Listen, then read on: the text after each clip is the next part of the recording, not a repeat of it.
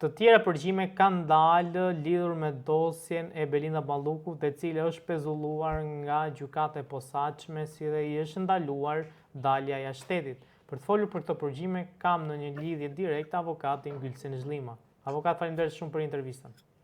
Përshëndetje, faleminderit për ftesën. Avokat, si u dukën përgjimet e reja në komunikimet që ka pasur Balluku me varësin e vet, qoftë nga gjuha e përdorur, por qoftë edhe nga direktivat që ajo I jepte për tenderat? Mua më vjen keq për socialistët të ndershëm dhe për socialistët të cilët mendojnë akoma që qeverisja e Edi Ramës prodhoka demokraci, zhvillim dhe mirëqenie në familjet e tyre. Nuk do flas si një opozitar, por sot do të flas si një socialist, në rast se unë do të isha pjesë e asaj partie, sot nuk do të kisha mundësinë të dilja jo në ekran, po as të bëja podcaste, ashtu siç bë zoti Rama, duke parë një komunikim ose një përgjim të tillë I cili jo nuk është në nivelin e duhur, por dëmton socialistët e ndershëm të cilët me të zor marrin 400.000 lekë minimumi ose me zor e kalojnë muajin e tyre, ku ndërkohë këta socialistë votojnë, japin autorizim që këta individ të bëjnë masakra ose dyshohet që po bëjnë masakra, po të paktën nga këto përgjime nënkuptohet që ka të bëjë me një indicje. Kjo nuk do të thotë që është preprovuar, por mbetet për të parë, por duke e parë këte si një nga, do të thoja, lajme të cilat janë për një qarkullim mediatik në kuptimin që qytetarët të kuptojnë në tërësinë e tyre çfarë po bëjnë këta në pushtetin ekzekutiv, për një socialist, për mendimin tim, duhet të jetë një mesazh reflektimi që shikoni kë keni votuar dhe kush janë ata të cilët ju krenoheni, ku ndërkohë e keni bërë Shqipërinë dhe keni bërë pushtetin grop duke favorizuar kryehajdutët të cilët ju I votoni. Pra, nuk flas thjesht në aspektin e të provuarit të faktit penal, po thjesht në indicje edhe sikur mos të provohet një fakt penal, këto mesazhe janë tronditse në kuptimin e asaj që ne themi të etikës, të moralit në aspektin në politik, jo në aspektin penal. Pra, do të thotë që personat të cilët ju I pas keni votuar, personat të cilët ju kanë përdorur si prezervativ për të përfituar disa karrike dhe mbi ato karrike kanë hëngër, kanë tjetërsuar atë që janë atë mundin tuaj, pra në aspektin gjithmonë qytetar dhe politik, atëherë për mendimin tim socialistët duhet të reflektojnë sepse e kapën zotin Ahmeta I cili që ka I keqi, që ka më I keqi kësaj bote, ishte zëvendës kryeministër, po nuk mundet edhe zëvendës kryeministri I dytë pas zotit Ahmetaj të jetë në këto kushte të procedimit penal. Nuk na intereson a është e provueshme apo jo fakti penal, por ama indicjet e të dy nuk mund të kenë të njëjtët pothuajse rrugtim juridik të përfundojnë në spak. Do më thoni ju që funksionon drejtësia? Jo, ky është mekanizmi I 1976-ën ku prokuroria ishte mbi palët dhe prokuroria ishte gjithmonë në shërbim të më të fortit. Për të fortit ju a lej juve ta shikoni dhe ta mendoni kush është momentalisht më I fortë. Pra, kujdes fjalia momentalisht më I fortë, sepse në pushtetin ekzekutiv ndryshon qasja e më të fortit për shkak të numrave, pra të numrave të deputetëve. Prandaj për mendimin tim, unë dua t'ju them që këto përgjime ishin skandaloze dhe ato që duhet të reflektojnë janë socialistët e ndershëm. Për ata të cilët kanë shkuar për materializim apo për ata të cilët kanë shkuar për përfitime personale, as na intereson fare, por socialistët e ndershëm ose më mirë ideologjia socialiste që është kuptuar në Shqipëri pas 1990-s, por e kemi në një situatë tjetër krahasuese që duhet bëjmë një krahasim të vogël dhe ta përmbyll këtë.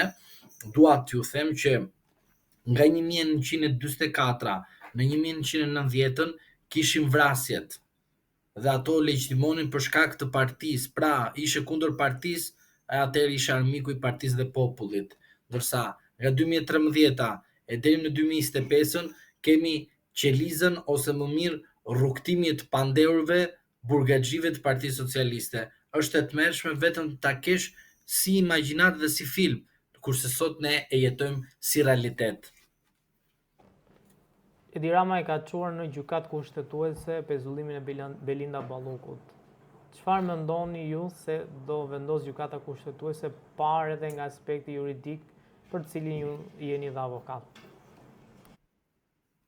Së pari duhet të bëj një sqarim tek opinioni publik kur flasim për shtetin e së drejtës dhe sistemin demokratik dhe Kushtetutën e Republikës, unë do të bëj interpretim kushtetues dhe nuk do të bëj asnjë koment në aspektin penal. Pra nuk do ta bëj një ngatresë që të them që ashtu siç thënë disa kolegë të mi, po jo, nuk ishte rrugë tjetër se ai ka votat, jo se ne nuk e pam të arsyeshme të shkojmë të kryejqim imunitetin dhe këto të gjëra sepse Rama do kundërvihet dhe kështu, pra këto gjëra mos ti përfshim në këto momente sepse nuk kanë pikë vlere. Ne flasim për institucionet kushtetuese dhe kur kemi të bëjmë me nenin 4 të Kushtetutës, paragrafi 2 thot shumë qartë që Kushtetuta është akti themeltar i shtetit, është ligji i parë, nga ky burojnë të gjitha pushtetet e tjera. Shkojmë tek neni 7, tek neni 7 thot ndarja dhe balancimi i pushteteve. Nëpërmjet kësaj kushtetutë ne kemi vetëm 3 pushtete: pushtetin ekzekutiv, pushtetin gjyqësor dhe pushtetin legjislativ. Dhe këtu tani kemi një konflikt midis pushtetit gjyqësor dhe pushtetit të ekzekutiv.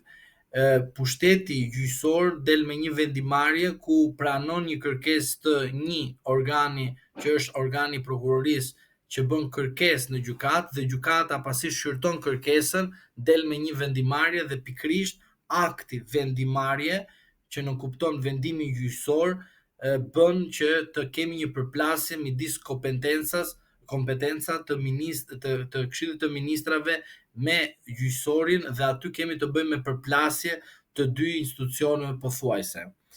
Kryeministri i vendit, për mendimin tim, pavarësisht se unë e di shumë mirë që loja është shumë e madhe dhe është një lojë tjetër pas kësaj, por dua të them që ne duhet të ruajmë institucionet kushtetuese dhe duhet të themi që në disa momente duhet të përdoret edhe mekanizmi i gjykatës kushtetuese që të interpretojë në raport gjithmonë me të drejtën dhe sistemin demokratik përputhjen e dispozitës kushtetuese me Kushtetutën dhe praktikat të tjera që ka të bëjnë me kodet e tjera në Republikën e Shqipërisë. Duhet keni parasysh që zoti Rama i drejtohet gjykatës kushtetuese me argumentin e kompetencave dhe pikërisht ligjvënësi jon në nenin 116 parashikon qartësi mënyrën se si një gjykatës duhet të mendohet para se të japë një vendimarrje. Kushtetuta është e para, e dyta janë marrëveshjet ndërkombëtare dhe e treta janë ligjet. Dhe mbi këtë normim, pra mbi këtë akt, gjithmonë gjyqësori kur merr një vendimarrje duhet shkojë te kushtetuta përpara, pastaj te marrëveshjet ndërkombëtare të ratifikuara në ligj dhe pastaj te kodi i brendshëm që është kodi i procedurës penale dhe jo menjëherë te kodi i procedurës penale. Dhe po ashtu ne duke qëndruar te kushtetuta shkojmë pikërisht tek disa sekrete të kushtetutës që të kuptojmë që kryeministri jo se ka gabim, po kryeministri bën diçka që ka të bëjë me interesin e tij që të shfaqet nesër viktim, dhe mbaj mend këtë fjali, viktim të një reforme të cilën vetë ai e ka normuar, vetë është krenuar, por kur momenti është që flaka vjen te dera, por kur vjen te dera marrim masa, por kur kërkojmë ujin edhe tubin aty diçka mungon sepse më përpara kemi heshtur, tani vazhdojmë edhe t'ju citoj diçka që është më e rëndësishme se kjo. Duhet kuptojmë diçka, tek pushteti gjyqësor duhet keni parasysh që kur bëhet pezullimi i një magjistrati, të keni parasysh, duhet një sekond ta shikojmë, po.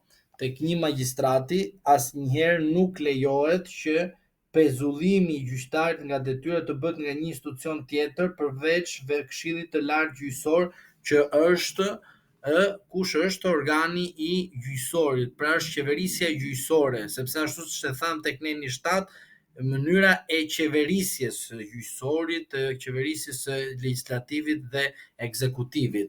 Po ashtu Vetë kushtetuta e ka normuar, pra ligjvëndësi ynë ka normuar që po ashtu edhe Inspektoriati i Lartë i Drejtësisë, edhe prokurori kur pezullohet nga detyra, pezullohet pikrisht nga kush organ, nga ai që del me vendimarrje, kush është pikrisht Këshilli i Lartë të Prokurorisë, që nënkupton në këtë fazë duhet kemi parasysh që në çdo moment kë prokuroria dhe gjykata për njerëzit e saj vendos Këshilli i Lartë Gjyqësor sepse është darja dhe balancimi i pushteteve. Tani shkojmë pikrisht tek neni 96 dhe 95, aty do të shikojmë që Këshilli i Ministrave përbëhet nga kryeministri, zëvendës kryeministri dhe ministrave. Po të shkojmë tek neni 96, në kuptojmë qartazi që ka disa norma taksative që duhet të përfshi 3 pushtete. Por, më fal, dikush do të thotë që jo, nuk është pushtet, pra presidenti i Republikës, sepse është ai mbi pushtetet. Por çfarë nuk kupton? Presidenti i Republikës është një organ kushtetues. Dhe çfarë ndodh tani? Kemi të bëjmë me dy pushtete. Pushteti ekzekutiv dhe pushteti që është legjislativ parlamenti. Pra, kryeministri kur emrohet nga kush? Nga populli. Pse emrohet nga populli? Sepse nëpërmjet partisë së tij politike që garon në zgjedhje në ligjin elektorat, ai merr votbesimin e qytetarëve dhe ai ka mundësi nëpërmjet parlamentit që merr mbi 71 mandate që të ushtrojë detyrat e tij dhe emron në përbërjen e vet emrat e ministrave dhe zëvendës kryeministrit. Në aspektin kushtetues kemi të bëjmë pikrisht me Këshillin e Ministrave dhe një program politik shtetëror që ka të bëjë pikrisht dhe buron nga zgjedhjet parlamentare që kanë ndodhur përpara. Pra, kjo qeverisje, kjo shumicë parlamentare ose ky parlament ka dalë nga një ligj elektoral, që do të thotë ligji elektoral nuk nënkupton vetëm deputetët dhe kryetarin e bashkisë dhe antarin e Këshillit Bashkiak. Jo, nënkupton një gëm të tërë ligjesh, apo më mirë një institucion të tërë se si e ka në kuptimin e vet sistemin demokratik. Dhe të përfundojmë dhe të japim një konkluzion të qartë të qytetarëve. Çfarë? Rasti i pezullimit nga detyrat të zëvendës kryeministres nuk mund të ndodhë sepse pikrisht pushteti ekzekutiv nuk mund të ndërhyrë një pushtet tjetër dhe të pezullojë kompetenca demokratike dhe politikbërjes, që do të thotë vetëm një rrugë kishte prokurori i partisë, sepse i partisë është, nuk është ai prokurori që ju mendoni që do bëj goditje ndaj Partisë Socialiste, është prokurori që përdoret në fraksionet e partisë, është gjyqtari i cili përdoret në fraksionet e partisë. Mos mendoni se kam ndryshuar mendim që kjo goditje është për zotin Rama drejt për së drejti. Mund të jetë indirekt, mund të jetë për një faktor të cilët momentalisht mundet mos të dukej, por për mendimin tim nuk është për Edi Ramën momentalisht. Ju ja them me shumë siguri dhe madje duhet keni dhe parasysh diçka që Avokat, është diçka tjetër. pse nuk është për Edi Ramën kur Edi Ramës po i heqet numri 2 i qeverisjes, pra zëvendës kryeministrit? Nuk është për zotin Rama kjo është festa më e bukur sepse pasi të dali gjykata kushtetuese dhe uroj që gjykata kushtetuese të pezulloj pjesërisht vendimin për zonjën Balluku dhe të shqyrtojë kjo çështje sa më shpejt brenda dhjetorit, një sekond, do të jetë një dëm edhe për veten e saj si gjykatë kushtetuese, e cila nuk do të jetë e mundur të përfaqësojë jurisprudencën e gjykatës kushtetuese që ka lindur nga 1993 deri më sot. Shikoni, nuk po flisnin me një person i cili po ju thotë mashtrime. E mbani mend me rastin e zotit Veliaj dhe mbani mend me raste të tjera për sa i përket anës ligjore. Jam serioz në punën time dhe nuk mund të bëj asnjë kompromis, asnjë pakt me asnjë person vetëm për përfitimet as të mia, për as atyre që kënaqen që të bëjmë atë që ne themi gjithmonë teatr për gjëra shumë serioze. Prandaj unë ju them që gjykata kushtetuese duhet të pezulloj pjesërisht vendimin, jo për zonjën Balluku, por për institucionet kushtetuese të këtij vendit, jo për zotin Rama, për institucionet kushtetuese të këtij vendit.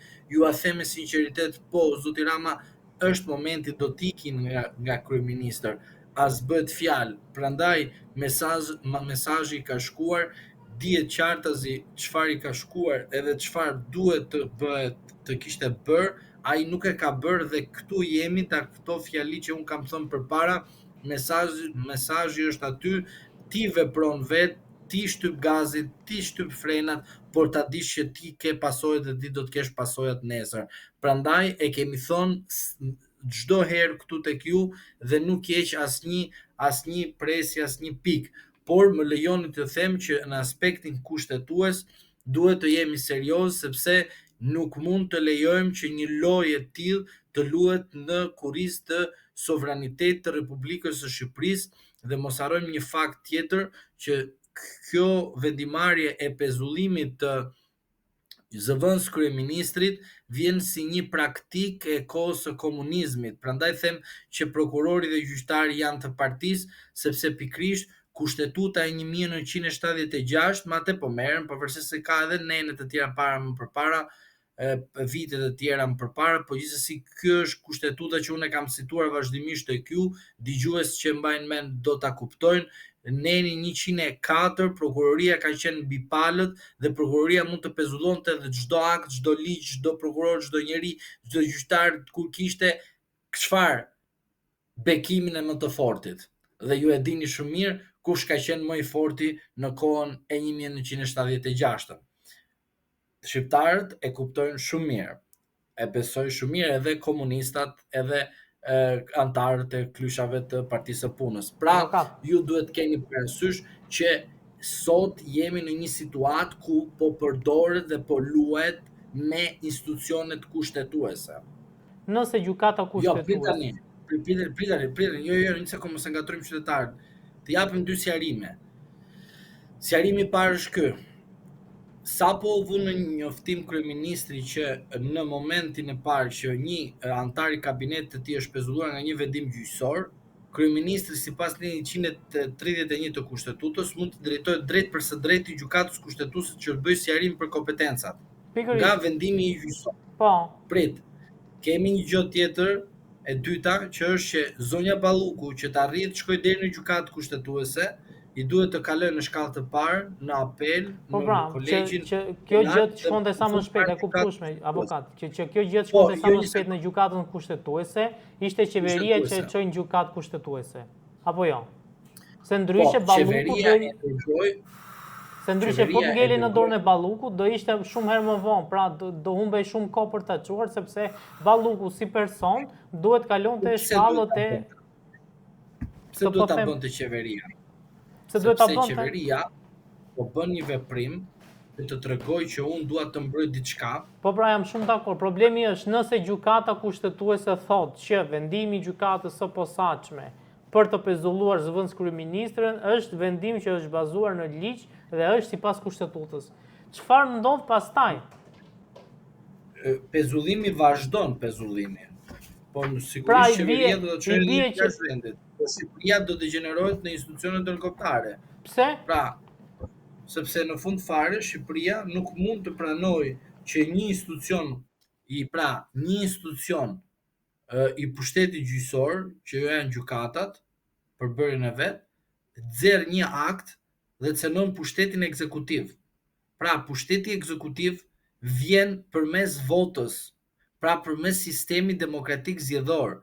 Dhe si ka mundësi një gjykat të dalë dhe të i bie dhe të jetë dakord me një vendimarrje të tillë, ku e din shumë mirë që edhe nga vetë jurisprudenca e saj gjykata kushtetuese, e dini si flet në arsyetimet e saj, thot qartazi mbi shtetin e së drejtës dhe sistemin demokratik. Jemi të mësuar që duhet të jetojmë me një sistem demokratik sepse përbërja edhe ndarja e pushteteve dhe citon shumë argumentat e tjera dhe nuk mund të bjetë ndesh me ato çfarë është bërë me jurisprudencën e saj gjykata kushtetuese. Prandaj ju them që nuk ekziston ky fakt, edhe sikur të ekzistonte, do të ishte një goditje e rëndë për qytetarët shqiptar që nesër do të kërkonin të drejtat e tyre, nuk do të kishin mundësi.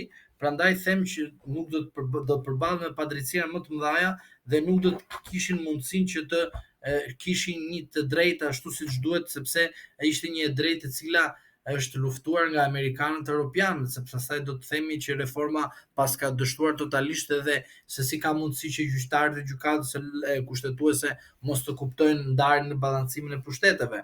Prandaj u them që kjo gjë, për mendimin tim, ligjor them, nuk mund të ndodhë dhe unë mendoj se gjykata kushtetuese do të shprehet dhe do ta pezullojë. Ajo çfarë unë mund të them është që duhet pak një analizë të vogël tek pezullimi, është kjo që të nemi 45 thotë gjykata kushtetuese sapo vjet në dieni të një kërkese pezullimi vepron brenda sa më shumë, sa më shpejt brenda afatit kohor, do thoja unë në maksimumin deri në 5 ditë, por edhe më shpejt, edhe unë mendoj edhe brenda 48 orë mund të kemi një vendimarrje. Për sa i përket aktit, aty është një interpretim. Unë mendoj që gjykata kushtetuese nuk do jetë e kufizuar, do ta pezullojë aktin shkresor që është përbërja ose më mirë vendimarrja e gjykatës, sepse në atë vendimarrje citohet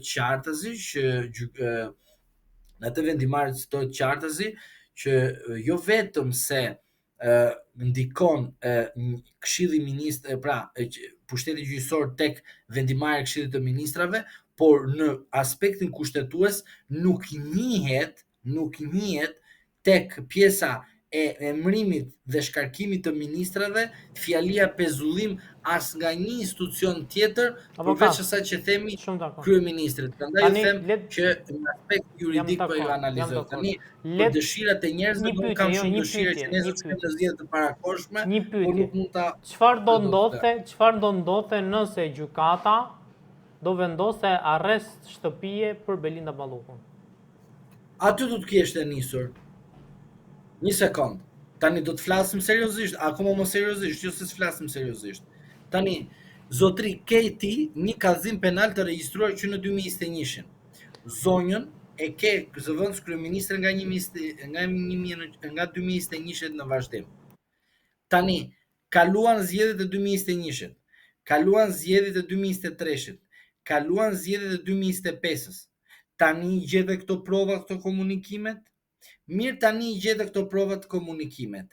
Pse ti nuk shkove pikrisht të bësh diçka tjetër? Çfarë është?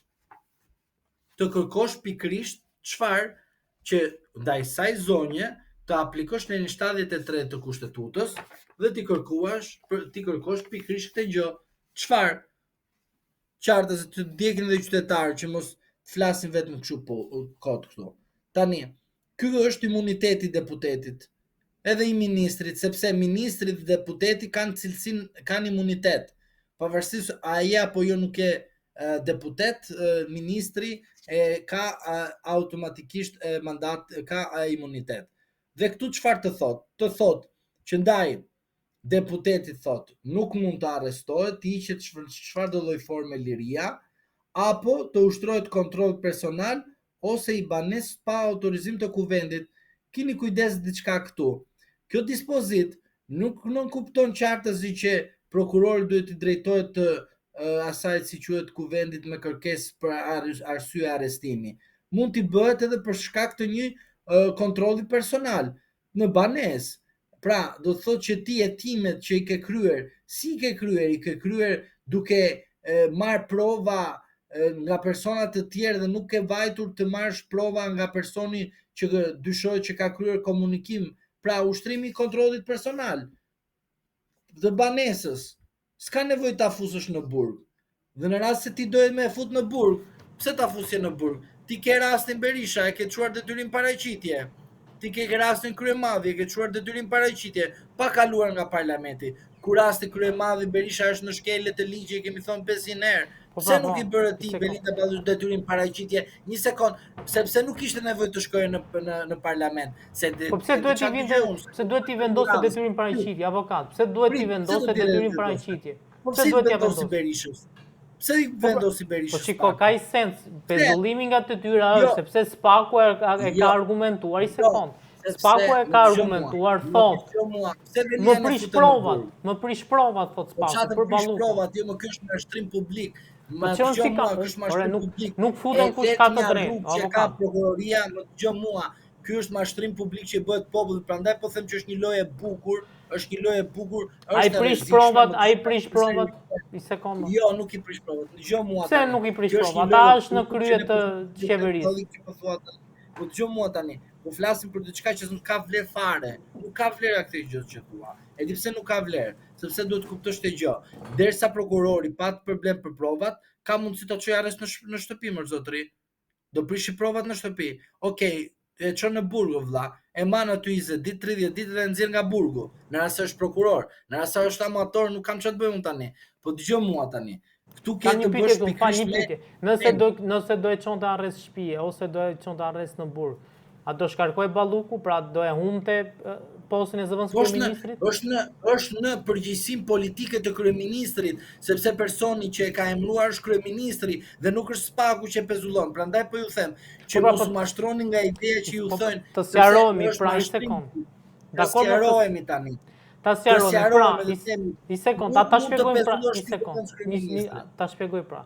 Nisur nga argumenti që Spaku ka thënë që unë Belinda Ballukun po e pezulloj sepse ka arsye që më prish provat ose më po themi përsërit dhe një herë veprën penale, mund ta çonte, mund ta linte arrest shtëpie. Pra, si ishte e thënë që ta pezullonte nga detyra apo jo? Këtë po thoni.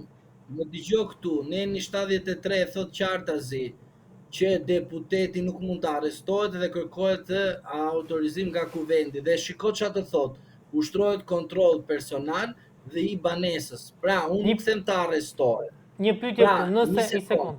Po i sekond më në rast se kjo zonja, më dëgjoj mua, në rast se kjo zonja nuk kontrollohet në mënyrë personale, pra si do kuptosh ti që kjo i prish provat? Si e vërteton ti faktin që prish provat kjo? Kur ti s'ja ke imunitetin. Një sekond, për shembull. Si provon ti? Ma provo faktin. Po nuk e provon dot faktin. Në biseda, po pra, në biseda. Ajo ka imunitet, ma. Po cili ka imunitet? Po na nuk e ke. Po pra, a mund të arrestonte Spaku? Por në çdo moment po duhet të kalon nga kuvendi, më. Nëse kuvendi, po pra, këtë duhet pyes, nëse kuvendi nuk e miratonte arrestimin, a kishte të drejtë Spaku ta çonte në gjykatë kushtetuese vendimin e kuvendit? Po, ta çonte në fund fare. Po, ta çonte në fund fare sepse është për kompetencë pastaj. Le të bënte Spaku atë lojën e vet. Pse duhet ta bëj qeveria? Pra Spaku ka gjithë ato instrumente, tani mos më thuaj ti mua dhe mos më kërko mua të them unë se si Spaku duhet ta arrestoj, të lutem. Se do marr rolin në atyre amatorëve që janë aty 20. Ne bëjmë analizë avokat, ne nuk mësojmë njerëz si i kanë bërë analizat e famshme, i kanë bërë lavash. Ideja është unë t'i bëj këtë pyetje, unë t'i bëj avokat, unë t'i bëj këtë pyetje që të kuptojnë dhe qytetarët për çfarë po flasim. Pra, cila është arsyeja po pra? Ne duhet argumentojmë cila është arsyeja. Po donte prokurori që mos bënte lojë, le këto më prishi provën për pse ti mendon se prishja e provave erdhi tani? Nuk erdhi prishja e provave sepse se dinte Belinda Balluku që ishte në kallëzime penale, sa herë ka thonë Gazbardhi që je në kallëzim penal, të ka bërë kallëzim. Sot arrestohesh, nesër arrestohesh, pas nesër me radhë. Po të lutem tani mos tallim me veten. E dinte shumë mirë. Ktu e dim ne kush është i kallëzuar penalisht në SPAK. Nuk e di një zëvendës kryeministër, një ministër, një deputet, nuk e di. Ne kemi folë për zotin Velien këtu, sa herë kemi folë para se tu arrestonte tani. Po të lutem shumë mos ta ulim nivelin kaq poshtë. Unë po them, në rast se ka për atë zonjën prova, po zotri, shko hiqja imunitetit, mos ma fut në burg sepse është kod burgu, ta garantoj këtë zonë është kod, s'ka vlerë fare. Thjesht pse nuk e bën këtë gjë ti? Çfarë? Është shumë e thjeshtë, po ta them edhe një herë. Pra, jam shumë dakord. Avokat. Jo, të shikoj më vëmendje. Pse mos t'ia kërkojmë, se ne po argumentojmë dhe po analizojmë mënyrën se si Spaku ka vajtur tek qeveria pra me një vendim. Pse mos argumentojmë dhe analizojmë dhe kërkojmë që shikon, momentin që Spaku ka marrë të pandehur zëvendës kryeministrin, pse ajo të mos jepte dorëheqjen e para dhe e dyta pse kryeministri mos e shkarkonte. Por ç'është morale, më nuk do kryeministër. Kryeministri nuk do më shkarku. Pse ti me zor do ta detyrosh ti më shkarku? Jo më jo, Kush je ti? ti Ti je s'do një pushtet tjetër, ti je një organ tjetër më zotëri. Po pra, dhe Ti unë s'ke them lidhje si me bërë pushtet. këtë gjë. Po pra, si pushtet unë them që ajo duke qëndruar në krye të Kur qeverisë, thua më është shko, më praktikisht krye të arrestohet, ta qeverisë. mban. Shko prisho, po më shko ta mban, shko. Jo, mos du ta Kush na ku arrestoj. e ke? Nuk dua ta arrestoj. Unë dua thjesht Po që pse të mos do më atëherë? rri Po për të a do prishur më bësh provat. show? A Jo, do të bësh show? nuk Sepse është show. personi, një sekond, kur ti thua, më dëgjoj mua, kur ti thua që personi do më prish prova, do të thotë që ti pas ke prova, të cilët dyshokoj që personi pas ka bërë vepër penale. Po çfarë po e marrë aty? Po marrë në furrë derisa të ngrohet vepra penale akoma dhe më shumë. Ti thua E pse di nuk i merr diçka tjetër provat. ti që neni 258 që kodit penal që kanë vendosur ndaj Zotit Pallukut nuk ka fare pjesë zonja Palluku sepse ligji nuk e ngarkon të bëj tenderime në kuptimin të jetë antare e komisionit të tenderit. Ajo ka vetëm të drejtë të thjesht të monitoroj dhe ajo vetëm mund të akuzohet për shpërdorim të fondit edhe mund të akuzohet për shpërdorim të tyre, mund të akuzohet për ndikim të palishëm, mund të akuzohet për korrupsion, por nuk akuzohet dot për atë dispozit ligjore që është bërë kualifikimi veprës penale. E dini ju këtë gjë apo nuk e dini?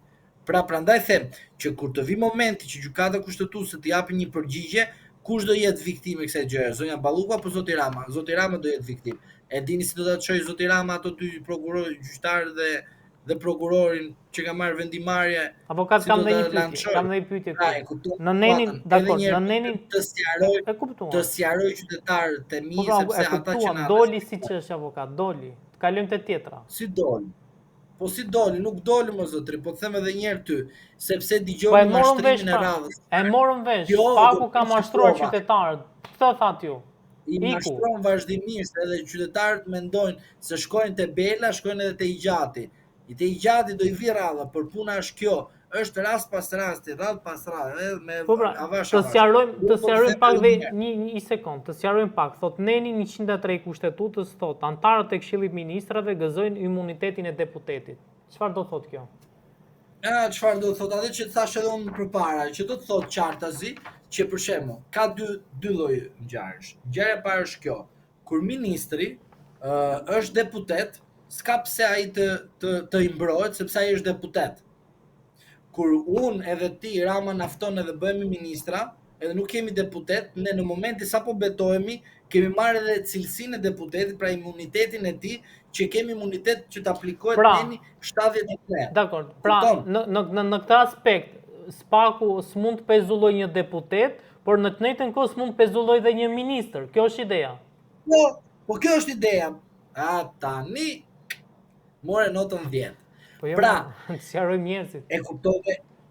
e kuptove tani si është situata. Pra, tek neni 103, te paragrafi i fundit, pra 3 duhet jetë, thotë që antarët e Këshillit të Ministrave, pra antarët e Këshillit të Ministrave, që nuk kupton kryeministri, zëvendës kryeministri, ministrat. Sepse Këshilli i Ministrave sipas nenit 95 përbëhet nga kryeministri, zëvendës kryeministri, ministrat. Pastaj thot më poshtë që antari i Këshillit të Ministrave gëzon statusin e deputetit. Që do të thotë në të njëjtën kohë kushtetuta e mbron ministrin, pavarësisht se ai mund të ketë cilësinë e deputetit sepse është i zgjedhur nga një zonë elektorale.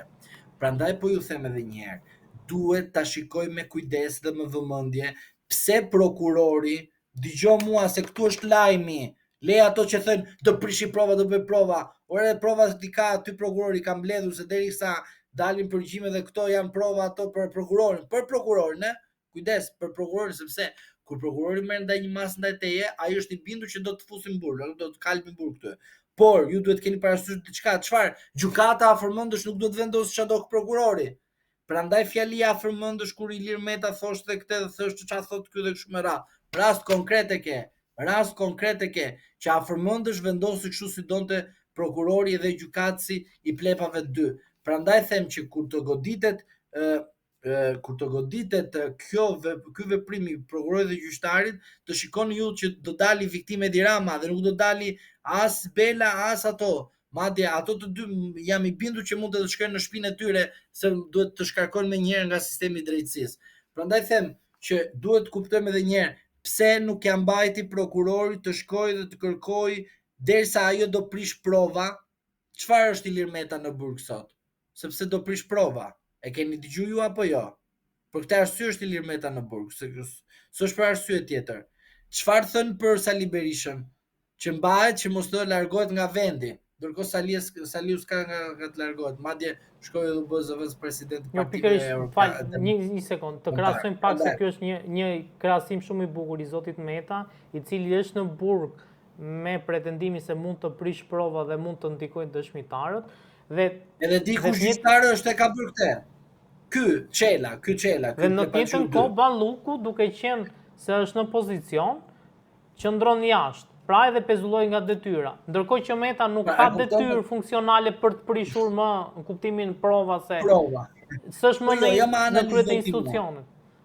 Bravo, jam analizuar ti mua këtë. Po kjo është bëjmë kontraste pra.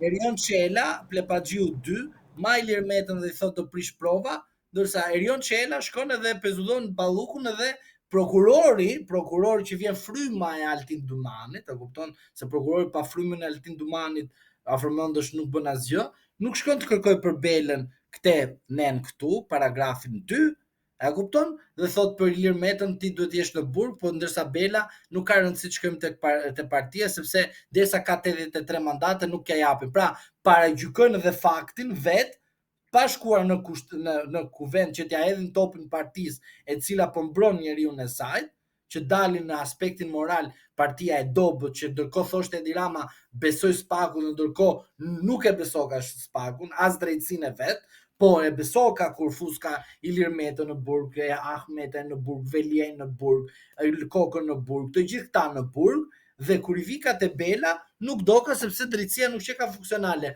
Mund të ma shpjegosh tani ti mua të lutem shumë këtë gjë që sapo të citova? Pra nuk ka shpjegim. Kjo quhet një pra quhet një smundje, mos them ndaj fjalë tjetër. Një smundje. E kupton sa smundje e rëndë është kjo, pra edhe me ilaçe të karakterit të psikiatrik nuk shërohet dot, sepse nuk mundet në një anë të kesh Velijen, Berishën, të gjithë të proceduar penalisht dhe thua sa e bukur është kjo drejtësi dhe sa po të vjet flaka ty të thuash ti që shiko unë nuk e besoj këtë drejtësi sepse kjo drejtësi pas ka ikur. Tani mund të ma arsyetoj dikush mua këtë gjë? Tani është lojë e madhe? Që është lojë e madhe është e rrezikshme? Me që dolëm te loja e madhe dhe loja e rrezikshme. Besoni që Spaku gjithë të veprimtari po e bën në mënyrë të pavarur apo ka, po themi, amerikan, le themi, troçfare që po e mbështesin Spakun dhe po bëjnë gati dose për politikanët shqiptarë? Ti kam mbaru më dozë çfarë të pres tani dozët e kam mbaru vetëm shkruajta i gjatit jap thot këto 100.000 dozë që i kemi për ty, hajde tani erdhi momenti të shplajmë edhe ty. Dëgjoj tani, e vërteta është kjo. Spaku në drejtimin e zotit Dumani ishte një ndër institucionet që ndihmoi zotin Rama të merrte 83 mandate.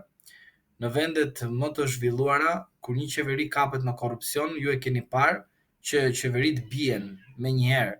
Nuk kemi aty jo derisa të vijë Altin Dumani nga Amerika, jo derisa të vijë Altin Dumani nga Brukseli duke u tallë me popullin shqiptar, jo vjen ky zëvendës sekretar, jo vjen ky tjetri bën një turizëm këtu në Shqipëri ose bëhet me OJF në Shqipëri, edhe në fund fare thot sa bukur ishte Shqipëria se u pasurova.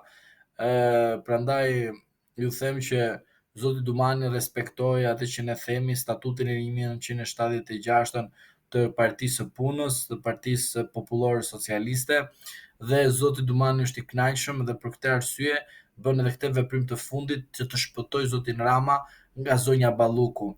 Dhe unë jam i bindur që zonja Balluku, ashtu siç e kam cituar shumë kohë përpara, para se të ndodhte ngjarja e saj në 31 tetor që tu merrte pandehur, un kam thënë që zoti Rama do përpiqet të bëjë një luftë procedurale që atë largoj, do bëj çfarë të është e mundur që ajo mos të largoj në sy të publikut dhe në sy të atyre që zoti Rama ka, do të thoja, porosi, ka disa gjëra të cilat në të ardhmen, edhe një të ardhmen do thoja pak të vonshme, por një të ardhmen do të shikoj se si u qeveriste Shqipëria dhe pse një parti që ishte e zhytur në afera korruptive, nuk e them unë, janë prova të cilat i kanë ndërkombëtarët atyre që janë të dashuruar me ndërkombëtar ku i do qefi, do të shikojmë se si një parti merr kaq shumë mandate, ku ndërkohë dihet psi ka marrë dhe çfarë presioni ka ushtruar kudo. Prandaj ajo që unë them është kjo që rasti i zotit Rama që do të merret i pandehur, unë mendoj nuk është i largët, por për mua është pak e herët, sepse gjithçka që do të ndodhi në rrethin e tij është e tillë se gjithmonë persona të cilët kanë një strategji të heqin njerëzit të vet nga rrethi i tyre duke i vendosur në situata dhe në, do thoya, në mm, nivele, do thoya, në rënditje, se di, po puna është në disa e, e, pozicione jo të qarta, janë të arsyeshme të jenë të tilla për shkak se nuk duhet të jepet kuptimi që çdo gjë kalon nëpërmes kryeministrit.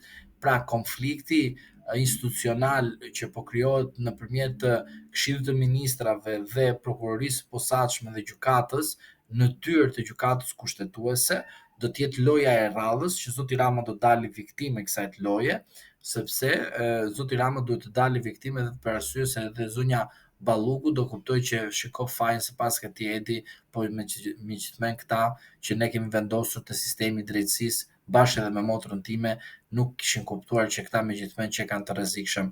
Por e vërteta është që pas kësaj të fshihet një rrezikshmëri tjetër, një lojë tjetër që gjithmonë do të favorizojë zotin Rama sepse ai ka pikërisht 83 mandate dhe zonja Balluku do të jetë, do thosha, autoria politike e cila mundet të ndihmojë edhe zotin Rama, por edhe Partinë Socialiste të vazhdojë një betejë tjetër që është brenda Partisë Socialiste, se si mund të bëjë një grupim që të shpëtojë edhe veten edhe Partinë Socialiste, por në të njëjtën kohë të ketë edhe zotin Rama në një kërcënim politiko-juridik në të ardhmen. Prandaj besoj se kjo lojë është shumë e thellë, është edhe shumë intriguese, do të jetë një lojë e cila për mendimin tim do të zgjasë deri në janar në kuptimin kushtetues flas, sepse do të presim edhe zbardhjen e vendimit të gjykatës kushtetuese që të kuptojmë a vendimarrja e gjykatës si ka qenë në raport në të vërtetën dhe përveç kësaj të kuptojmë qartazi a do ta pranoj apo jo gjykata kushtetuese që ky vendim i gjykatës së posaçme është i vlefshëm apo jo.